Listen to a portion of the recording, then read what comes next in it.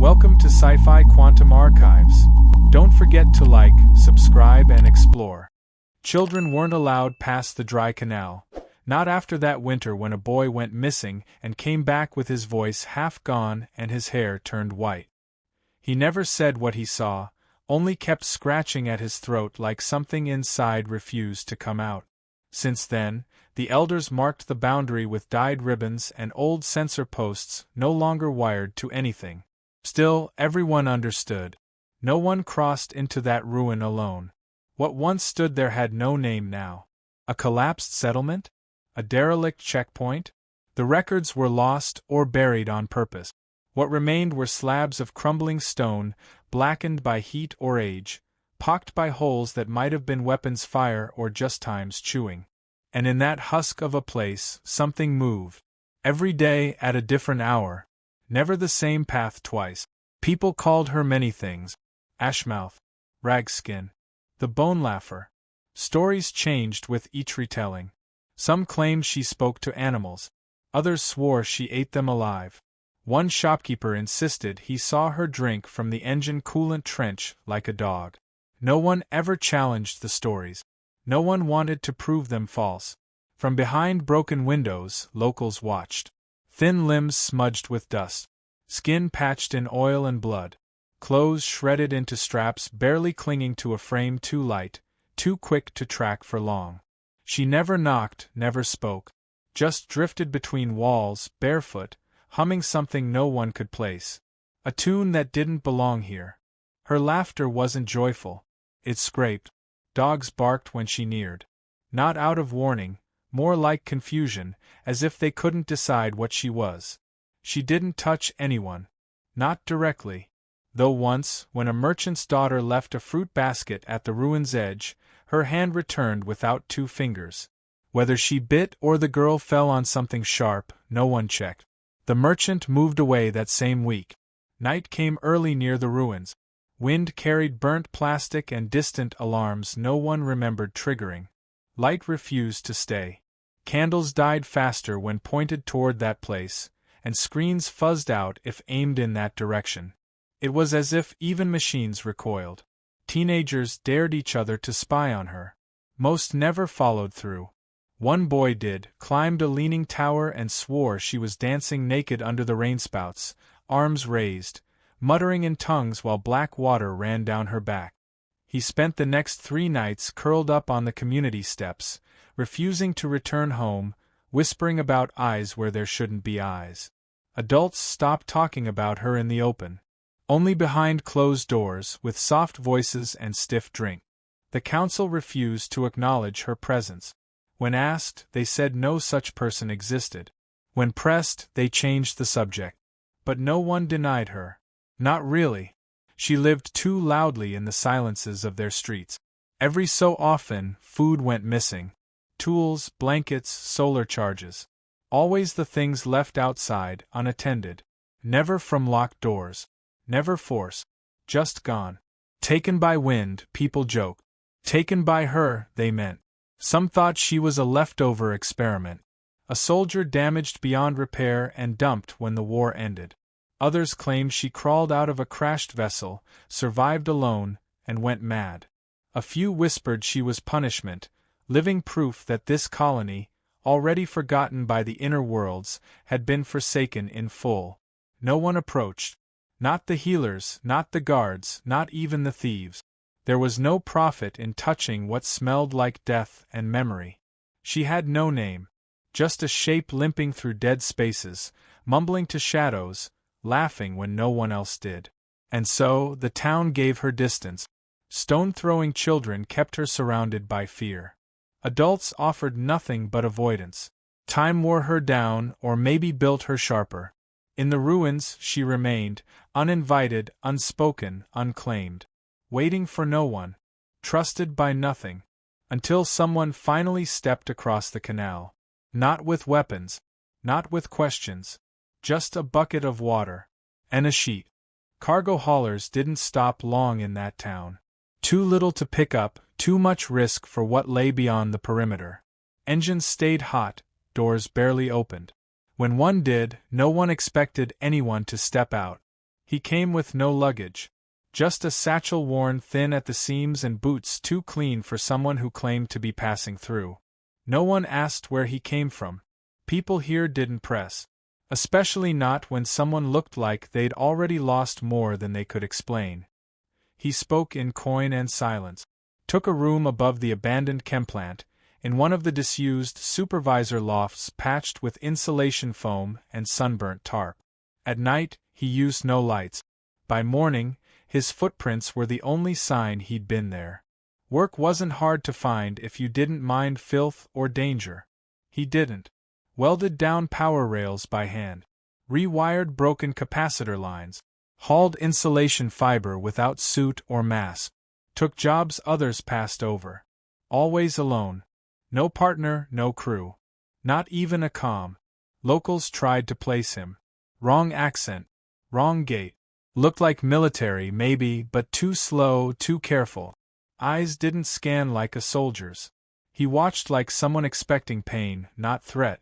No patches, no ID. When asked, he gave a shrug and nothing more. The food hall learned quickly. Serve him last, keep his tray hot, say little. Children didn't mock him. Not out of fear. He moved through space like he'd forgotten how to own it. One girl claimed she saw him flinch when doors hissed open. Another swore he slept with boots on. Every evening, he walked. Not in circles, not toward markets or gathering spot. Outward. Past checkpoints, across broken rails, through tangled irrigation pipe clusters.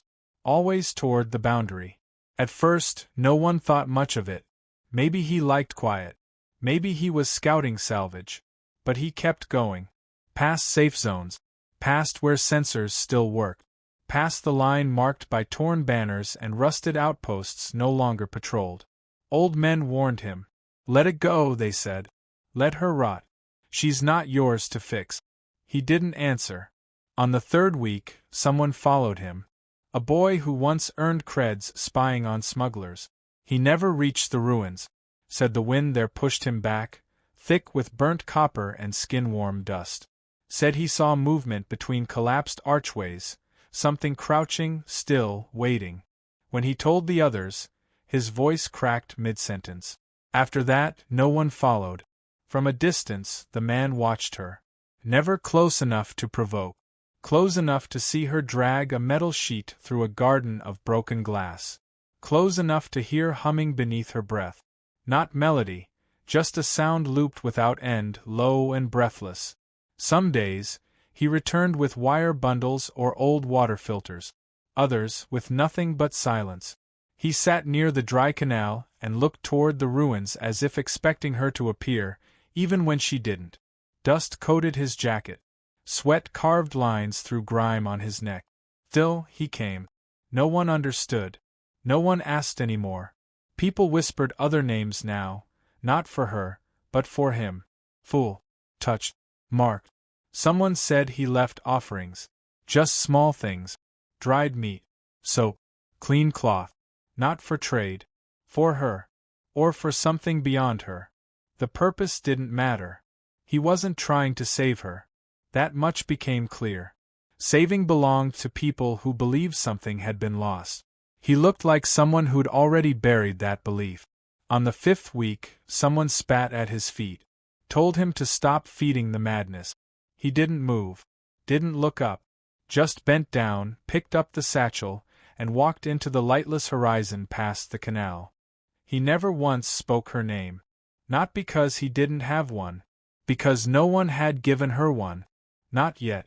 Footsteps slowed near the split rail, not from hesitation but from calculation.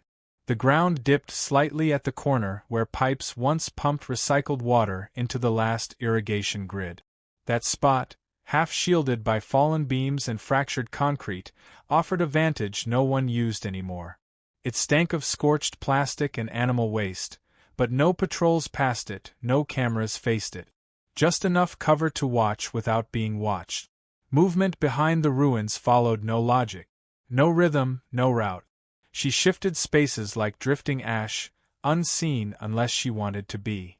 Some days, hours passed with nothing but wind and whistling metal. Other days, shapes moved too fast between openings, one hand brushing a stone, one leg trailing mud. Not patterns, but rituals. Objects rearranged, debris collected, certain places visited again and again as if bound by memory. She dragged wires with teeth, cleaned her fingers with sand, picked berries unripe and left them beside pools long dried. He watched her turn her head at birdsong, blink twice at chimes blown off distant roof. The behaviors weren't random, not wild either.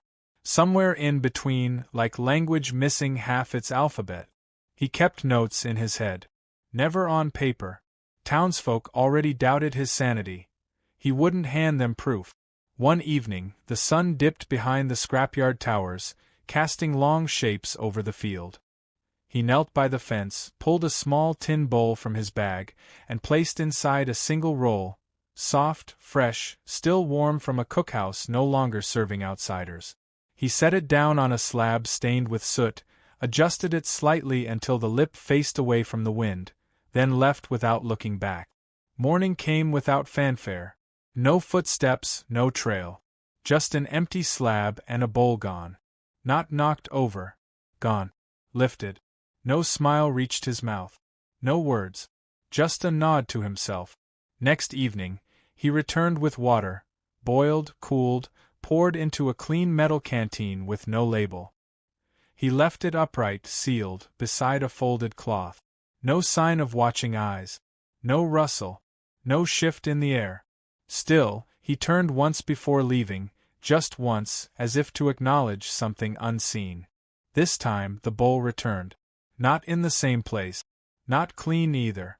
A smudge of red on the rim. Possibly fruit, possibly not. He didn't touch it. Just noted the position, the weight, the way it leaned slightly to one side like someone unfamiliar with balance had placed it. Next day, the cloth was missing. In its place, a jagged piece of mirror, corners filed dull. Not shattered, but sliced clean from a larger pane. He stared at it a long time. Held it up to the sun. Saw his own reflection warped by dust and fingerprints not his own. The pattern grew, not in size but in meaning. One offering followed by another. Not always symmetrical, not always safe. Once he left dried roots. In return, found the bark peeled and rearranged into something resembling a glyph. Another time, he placed a string of beads made from recycled chips. Days later, his boots filled with powdered bone and a thin braid of black hair tied in a knot. No two gestures repeated. Each had weight, each unspoken. Still, he never crossed into the ruins, never broke the line. Not yet. He understood something the others didn't. Whatever waited beyond that boundary wasn't seeking rescue. It wasn't hungry for kindness. It responded only to consistency. Not affection. Not pity. Just presence. Whispers in the town faded. Curiosity dulled by silence. People stopped looking. That suited him. The exchanges continued. Quiet. Ritualized. Tense. Unnamed. He never saw her hands take the items. Never saw her face. But the field no longer felt empty. It watched. It accepted. And sometimes, barely, it answered. Air shifted when he stepped across the boundary. Dry weeds flattened underfoot without sound. No insects moved. No birds. The ruins received him without welcome, without threat, only stillness pressed too close to ignore. He carried no tools this time. No satchel, no offering meant for trade. Just a folded blanket over one arm, a chipped metal bucket swinging from the other. Inside, a bar of soap, soft at the corners from wear. No color. No scent. Water inside the bucket had cooled during the walk, but not cold enough to sting. Just enough to remind the skin it was alive. Heat clung to broken walls. Stones breathed from cracks. Shapes hung in shadows, unmoving. None human. Just the kind of outlines that made instincts ache.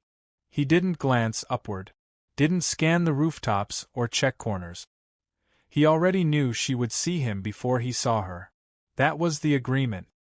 He moved toward the slab she'd marked days ago, Circles drawn in ash, wiped clean by wind, then redrawn in patterns that shifted every time he returned. It wasn't a message meant for him. It wasn't a rejection either. It was placement. A test of entry. He walked straight to it. Without pausing, he knelt. Set the bucket down to his right, careful not to tip. Removed the blanket first and laid it across the stone, smooth side up, corners weighted with small scrap bolt. The kind used to fasten paneling on colony shelters. Things she might recognize. He unwrapped the soap slowly, without tearing the cloth around it. Pressed it into the surface of the stone, rotated it once, then dipped both hands into the water. No splashing. No rush. Just immersion. Pulled them out. Let droplets fall naturally. Pressed fingers to the dust-streaked slab. He began to wash. Not the blanket. Not himself. The stone. His palms rubbed against the rough grain, lifting silt and dried blood long etched into the surface. He didn't scrub. He didn't rush. It wasn't a cleansing. It was a demonstration. Let her see what clean could look like. Above, behind, somewhere among the skeletal remains of a tower, eyes followed each motion. He never looked toward them. His breath stayed low. Shoulders relaxed but not loose. He moved like someone who knew silence had teeth. Water dulled. Soap smoothed into lather. The slab changed color, darker where cleaned, light where untouched. He rinsed with a cupped hand, watching rivulets carve paths through grit. The smell that rose was not pleasant. Metal. Old skin. Fungal growth hiding beneath stone. He didn't react. Once finished, he set the soap beside the bucket. Folded the cloth again. Placed it next to the soap. Unwrapped the blanket, spread it flat, then stepped back 3 paces and knelt on the edge. Not in invitation. In distance. Palms open on his knees. Nothing in reach. Everything visible. He waited. Wind touched his cheek, warmer than usual. Not desert wind. Breath. A shift in space just past his shoulder. He rose slowly, lifted the bucket, took one last glance at the slab. Not at her, never directly, and turned away. Not a single glance behind. As he passed the shattered entryway, foot scuffing a bone once too bleached to identify, he felt the air lean in. Something light stepped where he had been. The water would be tepid now. The soap still wet. Blanket untouched. Or maybe not. His walk back cut through silence thicker than when he'd entered. The kind of quiet that watches, not sleeps. She didn't follow him out. But he wasn't alone. Not anymore. Dust curled along the path, as if unsure whether to rise or rest. Light faded quicker that evening, as if something had pulled the sky closer. He walked without pause, same direction, same pace, bucket in one hand, folded cloth tucked into his belt. No soap this time. Just water warmed by the afternoon and memory. At the perimeter, where silence began to thicken, he removed his boots. Carried them by the laces, bare soles pressing into baked earth and shattered tile. Skin met heat, stone met bone. Distance closed.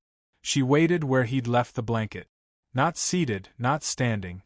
Crouched, body low to the ground, arms resting over her knees. Skin marked by grime and soot, shoulders mapped in old scars and new bruises. Her eyes didn't flinch when he approached. They locked onto his face and didn't move. No words. No gesture.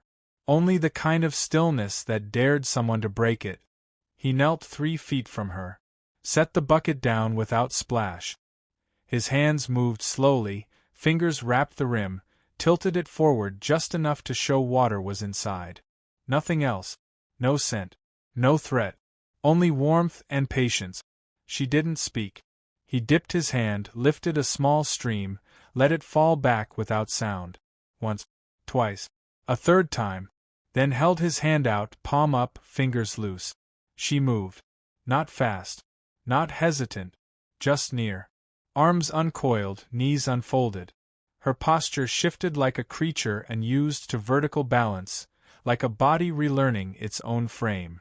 She stepped to him barefoot, one foot sliding slightly over gravel. Still no words. One hand extended.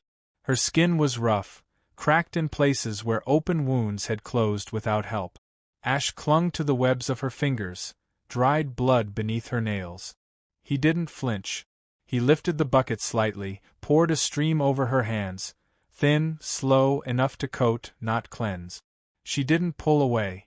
Water ran down her wrists, carved dark paths along her arms. He took the cloth, dipped it once, twisted out excess, then touched it to her palm. Pressure light.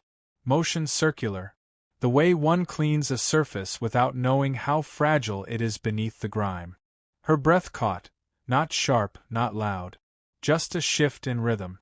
He worked along the base of her thumb, across her palm, along each finger. She allowed it. Not passive. Not frozen. A choice made without announcement. The cloth moved to her other hand. Same care, same silence. He rinsed, cleaned, dipped again. Dirt lifted in patches. Her skin beneath it didn't look healed. It looked untouched for years. A surface abandoned. He moved to her forearm. Watched her shoulders tighten. Pause. Waited. No refusal came. Just the tilt of her head, a narrowing of her gaze. Not suspicion. Measurement. His hands rose to her upper arms. Cloth moved over shoulder, collarbone, along the base of her neck. She didn't look away from him. Her eyes never searched the sky, never checked behind. Just held his, as if trying to decide whether this was real or another fragment in a mind-long split.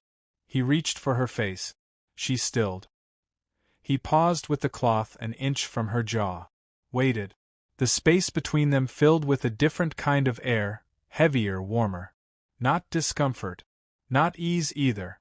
Just the unknown stretched thin. She leaned forward. Just slightly. Just enough. The cloth touched her cheek. A slow circle. More circles followed. Chin. Temple. The ridge of one brow. Her mouth stayed closed, her breath shallow. Skin beneath the dirt revealed a softness not ruined, just hidden. Not erased. He didn't rush. He didn't stop. When her eyes closed, he paused. Not to pull back. Just to let the water cool again. No one spoke. When he finished, he dipped the cloth once more, folded it, set it beside the emptying bucket. She remained still. He rose without sound, picked up the boots, left the bucket behind. She stood where the blanket waited. Hands wet, face bare, watching the space he'd left behind, as if trying to decide whether something had been taken, or given. Hands stopped shaking first. Not from comfort. From repetition. Every evening, the same path. Every step rehearsed. No sudden movements. No surprises. Cloth in one hand, water in the other. He didn't speak during the first washes. Words weren't needed. Touch was enough. Trust borrowed. Hair matted to her scalp like roots grown into stone. At first, he didn't ask to comb. He brought the tool, placed it on the blanket, beside clean twine and a shard of polished glass. The comb stayed untouched for days. On the 7th, it was gone. On the 8th, her hair hung looser across her shoulder. Strands freed from knots, not all, but enough to show it mattered. He began trimming nails after she sat beside him without flinching. He held her fingers like tools at first. Measured, precise. But the touch lingered longer after the 3rd nail, and by the 5th, her palm rested against his without tension. She didn't smile. Not yet. Her mouth stayed neutral. But her eyes didn't harden anymore. Old wounds revealed themselves without warning. Beneath dirt, in the crook of her ribs, along the inside of her thigh, places no blade should have reached. Scar tissue told stories her mouth refused to. He didn't ask. He cleaned them in silence. Applied ointment with cloth-wrapped fingertip. She allowed it. Sometimes she turned her face away. Other times she watched him do it. He began to speak in small doses. Not conversation. Just words. Names of things around them. Stone. Wind. Skin. Cloth. Water. She repeated them. Not always correctly. Not always immediately. But she tried. Her mouth worked at the shapes. Sounds came through cracked lips with effort. Like someone learning to breathe again through a different throat. One evening, as orange bled into the lower sky and dry insects whispered in cracks of the stone wall, he said a word she hadn't heard before. Short. Simple. He said it again. Not toward her. Into the space between them. A sound not tied to object or place. Just sound. Her head tilted. He said it again. Still no meaning. He touched her wrist, tapped twice, met her eyes, and said it once more. She blinked, turned her head slightly, whispered it back. The syllables hung between them like smoke not yet cleared. He smiled. Not wide. Not eager. Just enough for the corners of his mouth to betray him. She smiled back. Not imitation. Not confusion. Something real, even if small. That night she didn't retreat into the ruins. She walked behind him. Each step silent. No hesitation. No question. Only presence. He reached the old structure by the solar fields without looking back. Opened the door. Held it. No invitation spoken. No gesture made. She entered. Inside, no furniture. Just canvas along the walls. A heating coil rigged from broken transport wiring. A makeshift bed, wooden crate frame, rolled blankets, one clean sheet. He moved to the side. Sat on the floor. Crossed his legs. She stood above the bedding. One hand touched the cloth. Fingers dragged across it like testing surface tension. She lay down without sound. Turned her face toward the wall. He didn't speak again.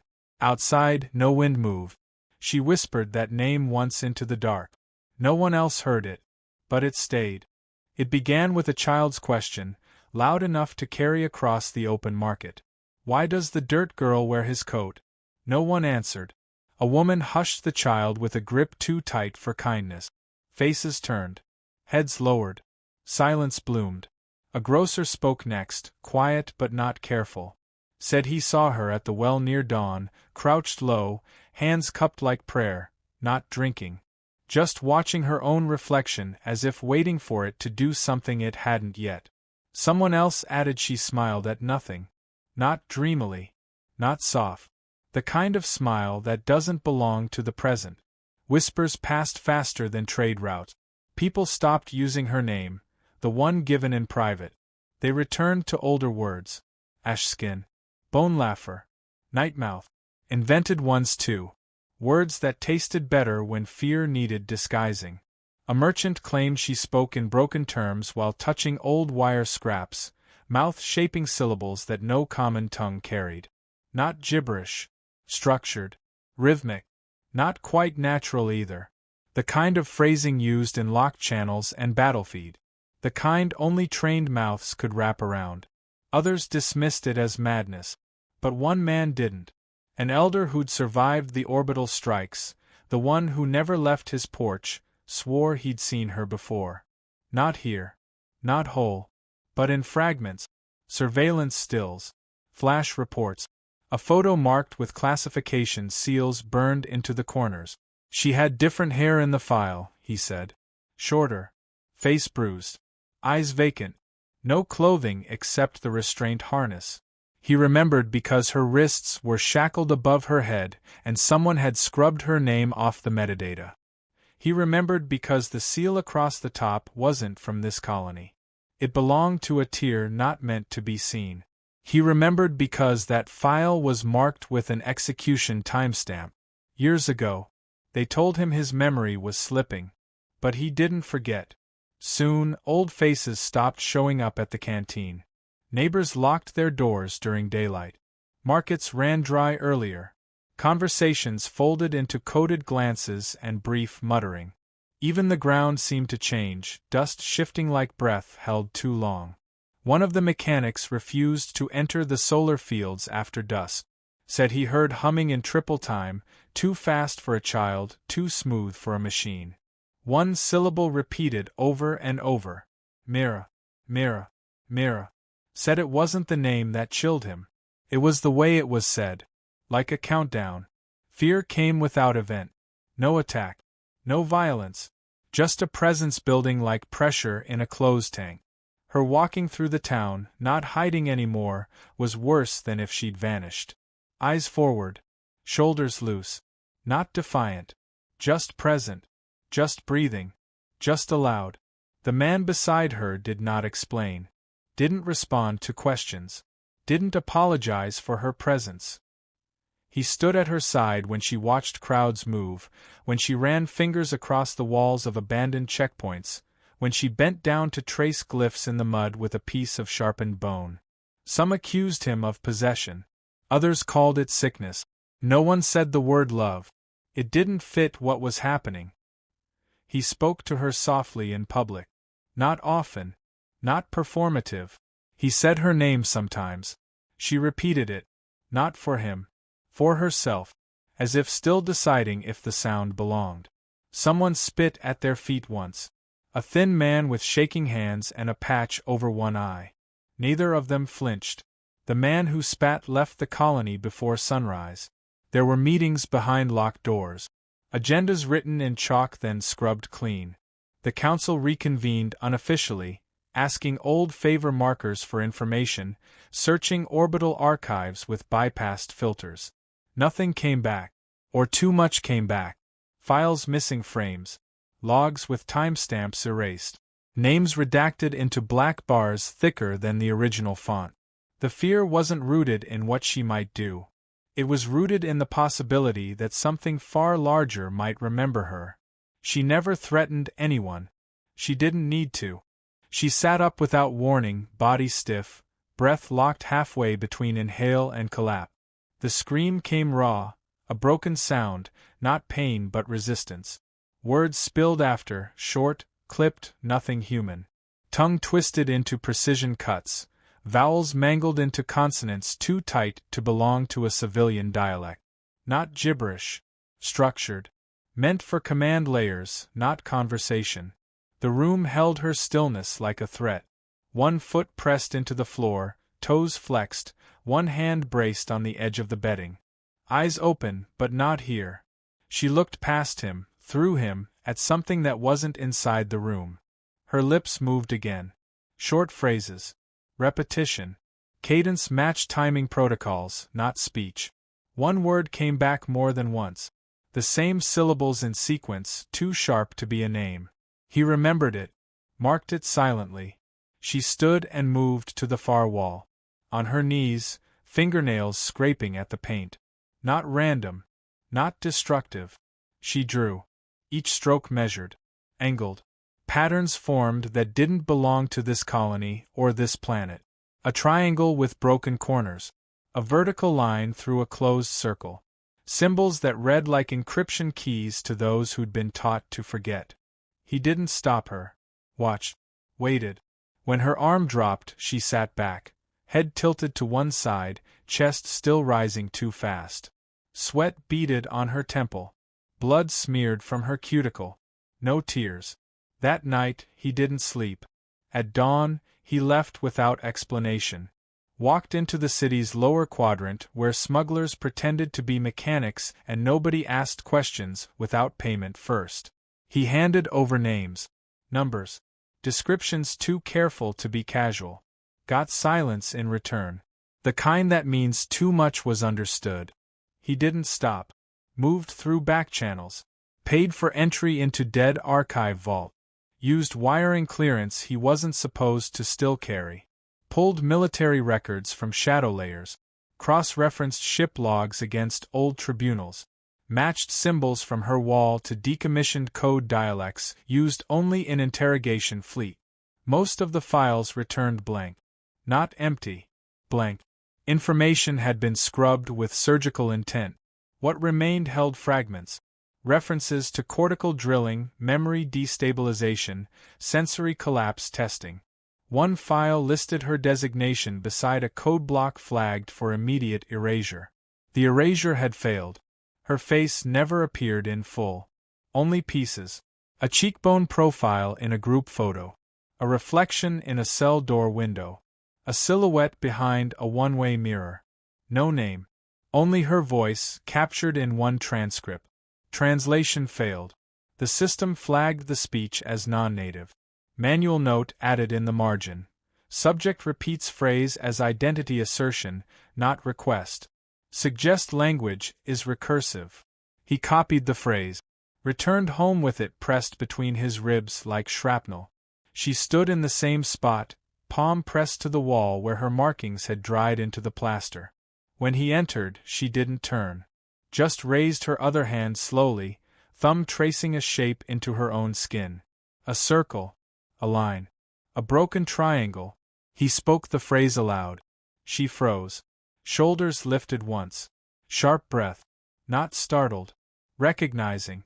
She turned. Her eyes did not soften. But she came toward him anyway. He ran the name of the vessel through 3 scrambler nodes and still couldn't find a crew manifest. That absence said more than a record ever could. Nothing was missing by accident.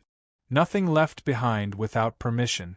Her file wasn't just redacted, it had been pre-written to be forgotten. The logs he did uncover came from edge systems where oversight broke down and favors were bought in oxygen. One memo, unsigned, referenced neural compartmentalization trials on long-haul prisoners. Another, buried under surveillance tags, mentioned the term containment-resistant cognitive bleed. Not symptoms. Weapons. The brain as a field test.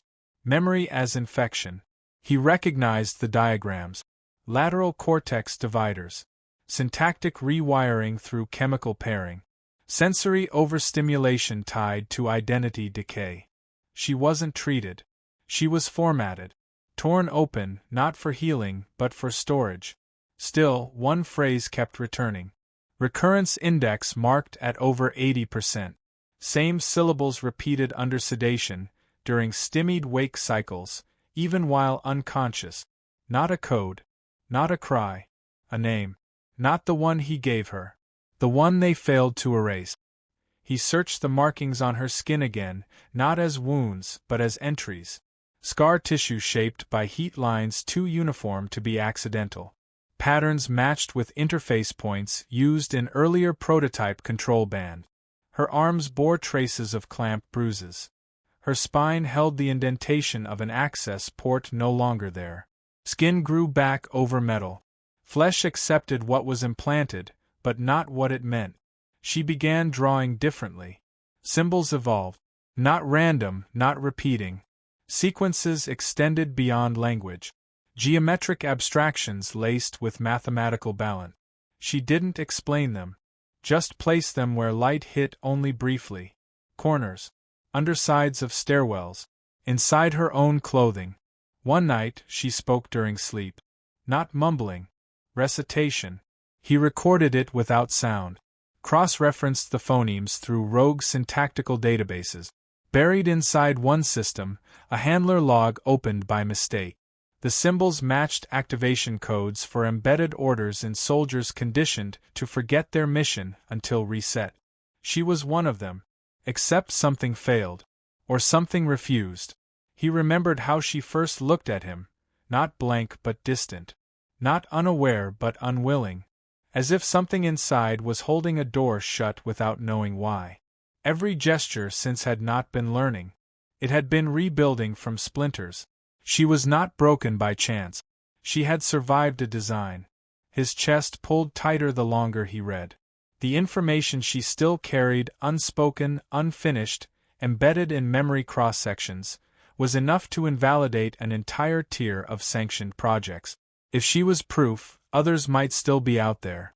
Or worse, she might be the only one who made it out. He watched her sleep. Her fingers curled near her neck, tracing the line where scar met skin. The same spot she always touched when voices cracked inside her throat. Not panic. Alignment. As if confirming she was still inside her own body. He understood now what followed her. Not madness. Not damage. Survival. The kind that wasn't supposed to be visible. The kind that could speak if given breath.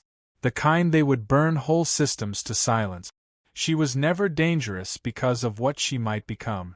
She was dangerous because of what they failed to bury. They came without warning, but not without sound.